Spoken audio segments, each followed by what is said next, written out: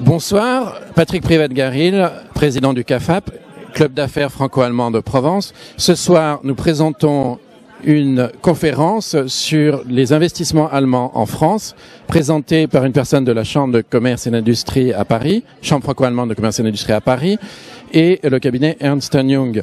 Ceci nous permet de prendre conscience des investissements allemands en France et de leur importance, et en particulier des investissements allemands en Provence et de leur importance dans l'emploi dans la région.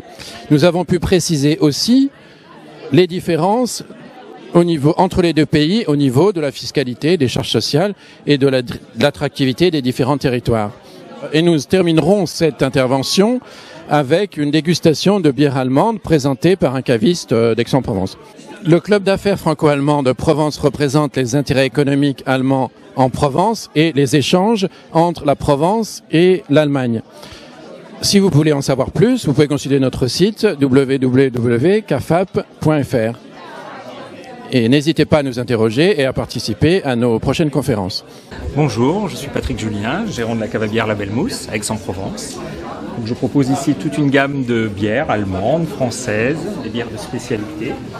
Et puis, dans le cadre de notre activité, on essaye de faire partager notre passion de la bière en expliquant un petit peu comment elle est élaborée, en présentant les matières premières, notamment ici le malt d'orge pour faire de la bière blonde, celui qui est torréfié pour faire de la bière brune, le houblon qui est mis en œuvre et les levures qui sont utilisées au final pour créer la bière.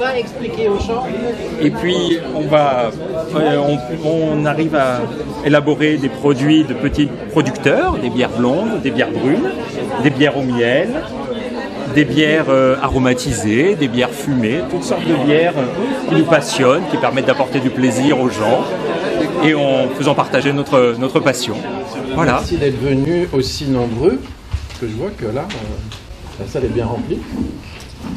Donc on est très heureux de pouvoir faire cette manifestation en collaboration avec la Chambre franco-allemande de commerce et d'industrie et Madame Alexandra Zeidel-Lauer du service média.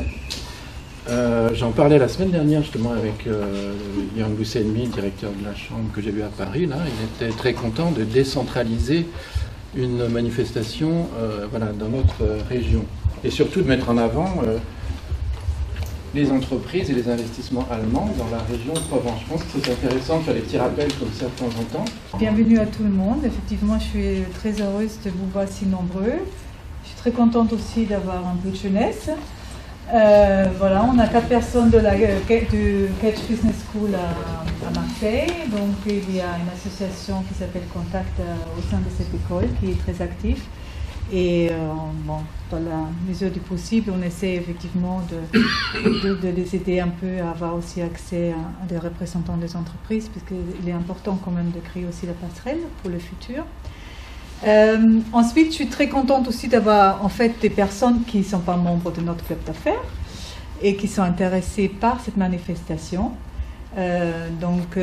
Bienvenue à tout le monde. Alors, je voulais juste vous dire quelques mots aussi de nos actions qui vont suivre. Vous avez pu avoir effectivement des feuilles qu'on a préparées. Et donc là, on a sollicité la Catch Business School qui, le 8 et 9 avril, organise en fait les International Days, donc une action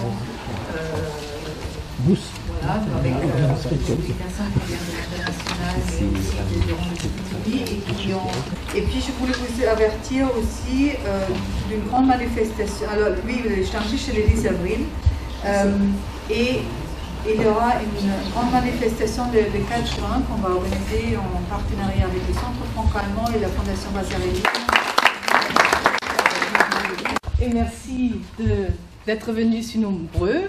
Je viens de la Chambre franco-allemande de commerce et d'industrie. C'est une chambre allemande en France. Et en effet, on aide des entreprises allemandes d'exporter vers la France et de s'implanter ici. Mais on a aussi des clients français, puisqu'on offre aussi des services conseils environnemental, des séminaires, des conférences. Alors, plein de choses. Et on fait aussi des études. Comme on présente des entreprises allemandes en France et on souhaite aussi parler dans leur voix et présenter leurs intérêts, on souhaite connaître comment évaluent les entreprises allemandes la France, comment ils jugent et interprètent l'économie comment est leur climat d'affaires, comment ils jugent les sites positifs et les côtés négatifs de la France. Tout ça, on va publier dans une étude qu'on mène tous les 2 ans.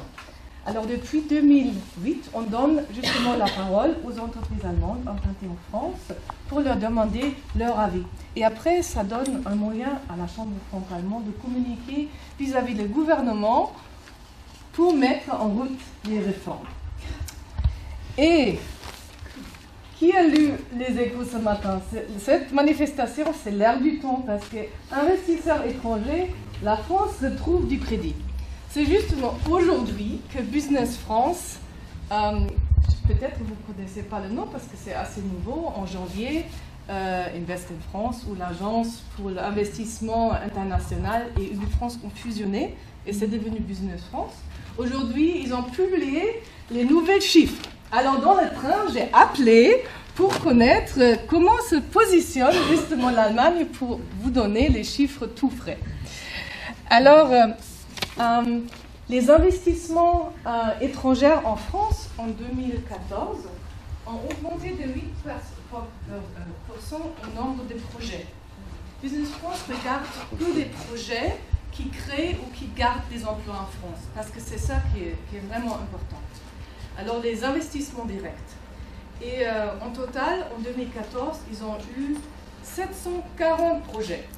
Alors c'est un plus de 8%.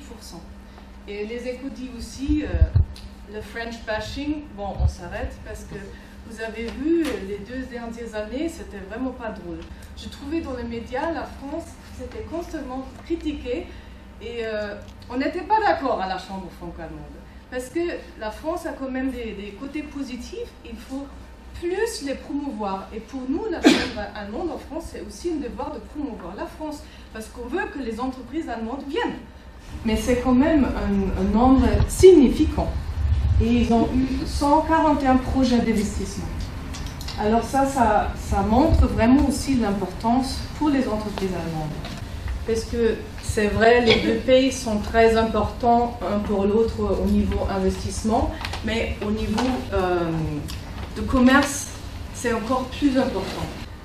Aussi avec les collaborateurs de cette région qui connaissent bien la mentalité des pays du Maghreb, ça c'est un point très très important. Mais aussi qu'il y a des entreprises allemandes, par exemple Brown Medical, qui a des sites de production, et d'ici ils sont des points d'excellence. Et ils exportent de la France partout dans le monde. Il y a des produits qui ne sont pas produits en Allemagne, mais qui sont, comment on peut dire, made by Germany in France. C'est vraiment, ça je trouve, c'est un concept très intéressant qui montre qu'il y a des entreprises qui prennent la France pour vraiment leur centre d'exportation. C'est vrai que le système allemand favorise plus un paix social, mais vous avez vu qu'on a aussi des grèves en Allemagne qui peuvent paralyser tout un pays. Mais bon, justement, l'organisation des syndicats est un problème. Les Français sont quand même beaucoup valorisés par les entreprises allemandes pour leur créativité. Et on a toujours, quand on fait des séminaires interculturels avec des entrepreneurs allemands et français, un grand constat qu'on fait, par exemple, s'il faut définir une coopération de projets. Alors les Allemands aiment bien discuter longtemps pour fixer une route de marche et après c'est fait comme ça. Et pour les Français, ils sont différents. Ils veulent discuter sur la route de marche, le projet, une période plus courte que les Allemands et pas être fixés parce qu'ils veulent plus de créativité et aussi de flexibilité après dans la réalisation des projets. Et ça, pour les chefs d'entreprise qui sont en France depuis un peu plus de temps, ils voient ça quand même comme un grand atout et un côté positif. Et bon, l'enquête fait ressortir une perception négative de la situation actuelle, du climat macroéconomique à venir, mais les entreprises allemandes sont optimistes. Ils ont jugé leur propre situation meilleure que le climat macroéconomique et ils sont positifs, favorables pour leur propre secteur de branche et de l'évolution de leur propre entreprise. Mais les réformes, et la France va être très vite appuyée sur ses atouts pour transformer et conserver la confiance des partenaires. Bon, et je crois, comme aujourd'hui, François Hollande reçoit déjà des entrepreneurs allemands, mais je crois, et étrangers, je crois le message est compris et je crois les entreprises allemandes, ils croient que des réformes vont se faire et la situation va s'améliorer. Alors il y a une tendance optimiste qui sort de cette étude. Stéphane Partier, le directeur général de E.ON France, je souhaite, parce que je trouve que c'est une très beau citation et je souhaite vous la lire. Alors il dit que je pense que la France a un avenir très prometteur. C'est une grande nation, une grande économie avec une bonne perspective démographique. Il y a un bon tissu industriel, des acteurs industriels importants qui jouent un rôle global dans l'économie mondiale. Il ne faut pas oublier que s'agissant de la capacité à innover, à développer, la France a des atouts. Le mot entrepreneur est un mot français. Le grand défi pour le gouvernement et pour les Français en général est de sortir de la morosité, de mobiliser les énergies pour aller de l'avant. Je vais terminer avec cette situation et j'espère que vous avez aperçu que les entreprises allemandes quand même ont de l'espoir, qu'ils vont bien et que la France est très, très importante comme site d'investissement pour les entreprises allemandes en France. Avant de lancer la discussion, je crois que je vais donner le mot à Madame Zoldermann parce qu'elle va présenter les Bouches-du-Rhône et après on peut faire une discussion, vous pouvez poser vos questions et on va discuter peut-être aussi de votre expérience. Parce que personne n'a peur de l'improvisation, ce qui n'est pas toujours le cas chez nos amis allemands. Oui. Et on le voit aussi au niveau. Mais c'est un atout la conduite des opérations, c'est très important. On a juste parlé de l'environnement fiscal, on l'entend souvent dire que c'est pas notre point premier dans l'attractivité. Est-ce que les avantages fiscaux pour les entreprises innovantes sont perçus par le crédit d'impôt recherche, que par les Laurence, le statut des jeunes entreprises innovantes? Est-ce que c'est quelque chose de marquant? Est-ce que ça fait venir les entreprises allemandes ou est-ce que finalement par rapport à la fiscalité allemande, c'est pas très démarquant? Quand je regarde la presse allemande, c'est pas beaucoup mis en avant. C'est vraiment des informations que vous et nous, on fournit aux entreprises allemandes pour les faire venir. C'est un argument qu'on utilise beaucoup quand même sur la partie R&D notamment. On pense qu'il y a eu des vrais efforts qui ont été faits. Je peux un peu vous en parler parce que je suis dans la partie. Les Allemands, ils sont quasiment pas sensibles à cet argument. C'est-à-dire que pour eux, ils viennent pour un marché, ils viennent pour produire, ils viennent pour... Par contre, après, ils apprennent... D'ailleurs, quand on fait, vous parliez de crédit d'impôt, on parle du CICE actuellement, mais il y a aussi le crédit d'impôt apprentissage, il y a un crédit d'impôt intéressement aussi en France, il y a toute une batterie de crédits d'impôt qu'on peut avoir. Mais là, c'est là qu'ils l'apprennent au fur et à mesure. C'est-à-dire que quand ils viennent, ils ne sont pas du tout... Puis c'est pas l'argument qu'ils ont en fait... Par contre, le statut de jeune entreprise innovante en France, le crédit d'impôt recherche en France, une fois qu'ils ont compris qu'ils peuvent faire de la recherche en France, qu'ils ont des ingénieurs, etc. Moi, j'ai un client qui a basculé tout son effectif entre la France et l'Allemagne. À la fin, ils sont trouvés à 10 en Allemagne et à 40 en France. Parce que le statut de jeune entreprise innovante était beaucoup plus intéressant. Ils avaient des ingénieurs facilement, ils avaient des gens facilement. Et là, ils ont compris tout leur avantage, à la fois fiscal et social, surtout, mais ils viennent pas à ce niveau-là. Au départ, non, mais parce qu'ils ne sont pas forcément très informés là-dessus. Puis c'est pas le raisonnement allemand, il n'est pas vraiment de dire quel avantage je vais avoir fiscalement ou socialement surtout. Sachant que la grande différence... Par contre, ce qui est surprenant, c'est que le coût de la main-d'œuvre, le regard qu'on a, c'est vraiment l'impression que j'en avais, c'est que c'était pas très différent en Allemagne qu'en France. Enfin, suivant les études, un coup, mais on a l'impression que c'est des pays qui ont des niveaux de vie relativement proches. Et là, c'est noté comme étant un inconvénient. Oui, parce que c'est le problème, non pas de la fiscalité, mais des charges sociales. Oui. Parce que la fiscalité, finalement, plus ou moins, taxes professionnelles, impôts sur les sociétés, etc., on arrive à peu près à 2-3% près. Par contre, il y a des charges sociales, là, on va du simple au double, en pourcentage, pour l'employeur. C'est-à-dire qu'en Allemagne, on partage le coût social entre le salarié et l'employeur, à 50-50. En France, l'employeur paye le double du salarié. Donc forcément, il y a une disparité. Et il paye beaucoup plus, parce qu'il y a beaucoup plus de prestations sociales en France qu'en Allemagne. C'est vrai, voilà. Charge sociale en Allemagne, c'est entre 20 et 30%, en France... C'est 20% pour l'employeur, on est à 45 minimum en France. Quoi. Ouais. À ceci se rajoute la rigidité, comme vous disiez, du droit du travail, des contrats de travail, de la possibilité de licencier ou non, pas seulement, mais aussi des déclarations à faire à la direction du travail, enfin tout un tas de contraintes qui sont beaucoup plus souples en Allemagne. Et c'est vrai, pour souligner, les raisons sont souvent pas c'est aussi d'avoir un pied en France, une présence en France. Aussi une présence politique. Il y avait un producteur des éoliennes qui a dit c'était moins cher d'exporter en France que d'être présent, mais au niveau politique, il fallait être présent en France parce que surtout au niveau énergétique, il faut être là. Merci.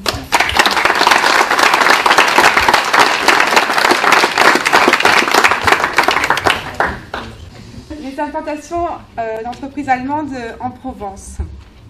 Donc je vais vous présenter surtout ce que c'est que l'investissement direct étranger. Quelques exemples d'entreprises allemandes en Provence. Il faut savoir que chaque territoire a son agence de développement économique. On fait partie des 3 plus grandes en France avec Paris et Lyon. Et on a la particularité de faire de la prospection d'investissement direct étranger. Donc c'est vraiment des services sur mesure, gratuits. Le tout, c'est vraiment de faciliter et d'accélérer l'implantation des entreprises en Provence. Donc bien sûr, pour faire tout ça, nous on est une équipe de 25 personnes et on s'appuie sur tous les acteurs locaux et partenaires publics et privés également.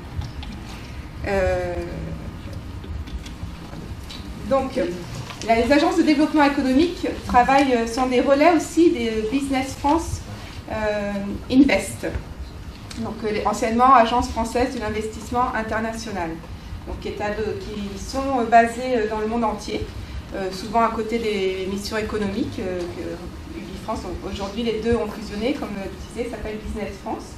Et eux aussi ont un pool de prospecteurs dans les pays, les différents pays. Donc là, je vous présente pour l'Allemagne. Donc en Allemagne, il y a 5 prospecteurs qui, toute l'année, vont rencontrer les entreprises allemandes sur le territoire. Donc eux, chaque année, c'est par personne 80 rendez-vous. Il faut qu'ils aient détecté 28 projets, dont 6 créations en production ou R&D. Et sur les 28 projets, on gagnait 13. Ça, c'est par tête. Donc globalement, c'est 400 rendez-vous chaque année, 140 projets d'extension ou d'implantation en France potentiels.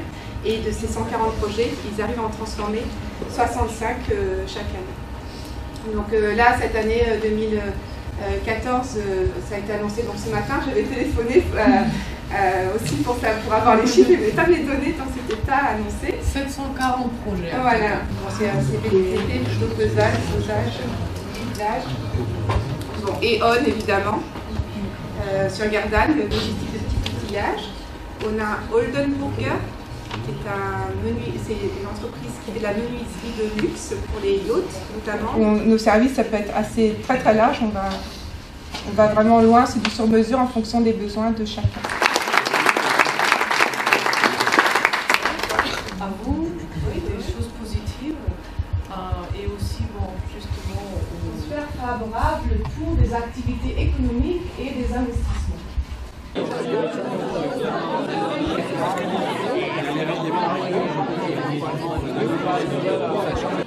Mon épouse et moi-même sommes cavistes en bière à Aix-en-Provence depuis 2006. Passionnés parce que c'est une activité qui nécessite d'aimer le produit, d'aimer les producteurs. C'est une activité en relation avec le terroir, Et on aime beaucoup, nous sommes en lien direct, on fait ce qu'on appelle le circuit court, c'est-à-dire qu'on est en contact direct avec les petits brasseurs, notamment ce qu'on appelle la pico-brasserie, même il y a plus petit, la nano-brasserie, et on participe souvent, mon épouse et moi-même, aux activités de brassage avec les petits brasseurs. Alors là, il y a différents produits, vous avez des produits, des bières provençales, de tout petits producteurs, mais aussi des bières allemandes qu'on a amenées pour la thématique, qui sont de production un peu plus importante, bien entendu. Donc là, évidemment, c'était un petit panel. Et ce qu'on aime bien faire dans le cadre de nos dégustations, c'est amener les matières premières qui sont mises en œuvre par la bière. Souvent, les gens n'ont pas une vision, on ne sait pas trop comment est faite la bière. On essaye de montrer l'aspect naturel à la bière. C'est de l'eau essentiellement et du malt d'orge. Hein. C'est ça, c'est la céréale. Le houblon venant uniquement en guise d'aromates, les levures. Les gens touchent, regardent. Et on essaye de faire partager cette passion. Voilà, donc je vous invite à... Il y a des choses qui vous tentent. Bière blanche, bière brune, bière provençale, bière allemande. Bière autrichienne, brune, blonde, blanche. C'est pour monsieur le deuxième.